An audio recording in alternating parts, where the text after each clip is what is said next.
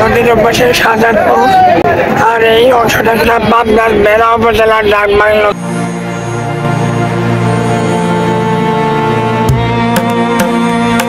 আমরা নদীর ঘাটে চলে আসলাম। ঘাটে অনেক দোকানপাট। আসসালামু আলাইকুম। ওয়ালাইকুম আসসালাম। আপনাদের ঘাটের লোক নাকি? হ্যাঁ, ঘাটের লোক। কোথায় কোথায় লোক আছে? সোহালি যায়, মুন্সিগঞ্জ যায়, যোধপুরা যায়।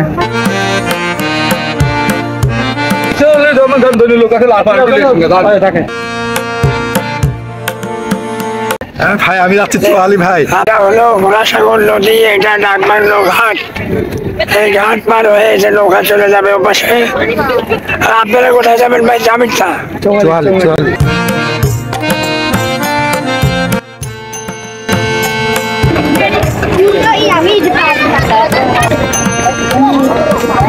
ডাকবাংলো ঘাট থেকে যে নৌকায় আমরা চলে যাব ওই পাশে। ভাই আপনি কোথায় যাবেন? আপনি কোথায় যাবেন? আমার বাড়ি বাড়ি বেড়াখোলা, সিরাজগঞ্জের ভিতরে পড়ছে না?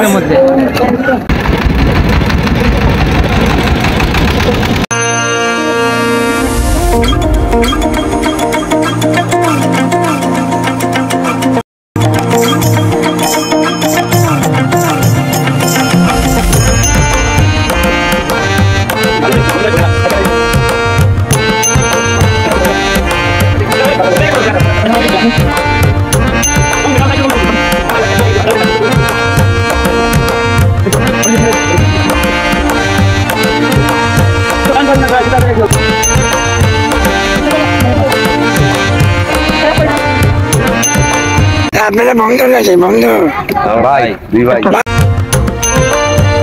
এটা চরবুর্নিয়া বলা নদীর শাখা ঘোড়াসাগর। কদিন পরে আবার পানির নিচে চলে যাবে, তাই না? চরবুর্নিয়া ঘাটে ছোট্ট একটা দোকান। এই দোকান গিয়ে সকাল থেকে খোলা থেকে কটা পর্যন্ত? 8টা মতো, এরকম না, 500-600 এরকম।